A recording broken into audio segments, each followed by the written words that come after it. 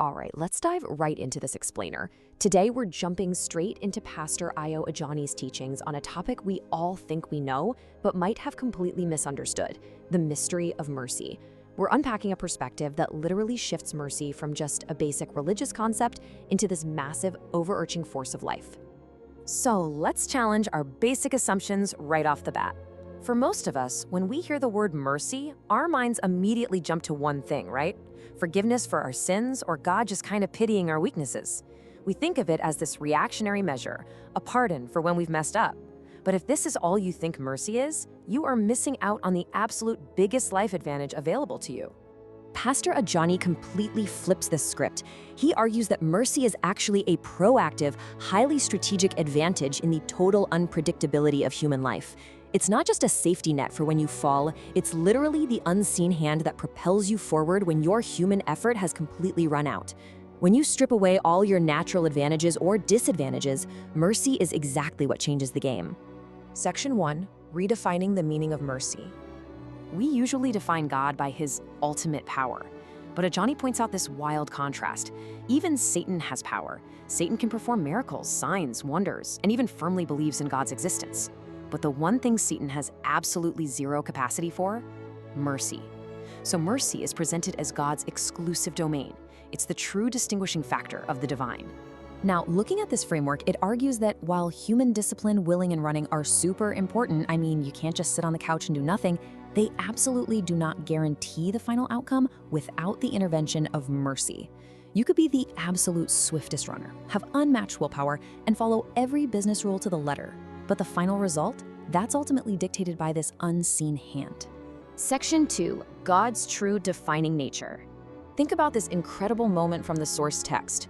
When Moses explicitly asked God to reveal his true, unfiltered glory, God didn't introduce himself with some massive lightning bolt or a crazy display of cosmos-shattering power.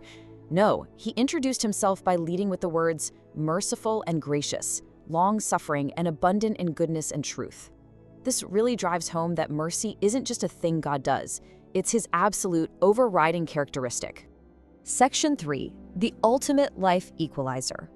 Okay, take a look at that tiny 2% slice right there. That represents what we can actually control: our faith, our hustle, our human effort. Our faith operates strictly in that tiny little realm of what we know. But check out that massive 98% gap. That is the vast ocean of unknown variables in our lives.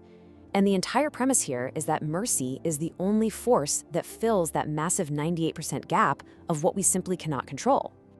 To really ground this, the source uses a highly specific anecdote about T.D. Jakes. He was just preaching in a small garage church. He didn't have some million-dollar marketing campaign to become a global sensation. Instead, a television network owner happened to be in a hotel room all the way in Australia and just happened to turn on the TV at the exact millisecond a rare 10-minute filler clip of Jakes was playing. That changed his life forever. Human effort alone simply cannot orchestrate those kinds of cross-continental coincidences. That, right there, is the 98% at work. Section 4. 3 reasons mercy is required. Ajani outlines 3 core pillars to explain exactly why we desperately need this divine advantage. Let's break down each one of these to see why our own human strength is just never quite enough. First up, doing everything strictly by the book doesn't actually guarantee success because the world's systems are fundamentally disjointed and unpredictable. The text calls this the effects of the fall. Basically, 1 + 1 doesn't always equal 2 in our world. You can eat perfectly healthy and still get sick. You can run the perfect business model and still lose it all to a random market crash. The system is broken, meaning human guarantees, they simply do not exist.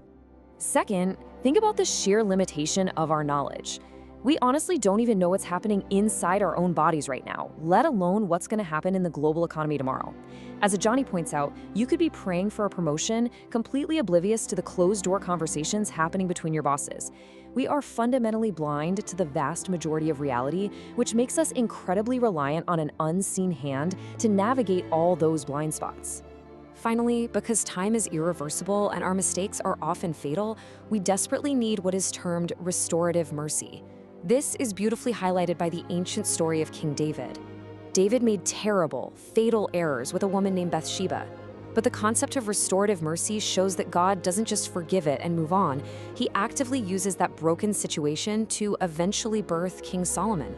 Restorative mercy means literally taking the exact thing that should have destroyed your life and somehow turning it into the foundation for your greatest victory. Incredible, right? Section 5. Engaging the unseen hand. Now, Ajani uses a super powerful medical analogy here. In medicine, when doctors can't pinpoint an exact infection and all the specialized targeted medicines have failed, what do? They use a broad spectrum antibiotic to just wipe out whatever is causing the issue. The text suggests that when standard life principles, your business rules, and all your specialized efforts completely fail, simply crying out for mercy acts as this ultimate broad spectrum cure for the human condition.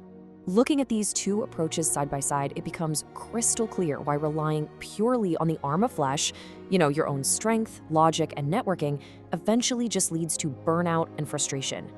Everything built merely by human hands is totally subject to corruption and failure.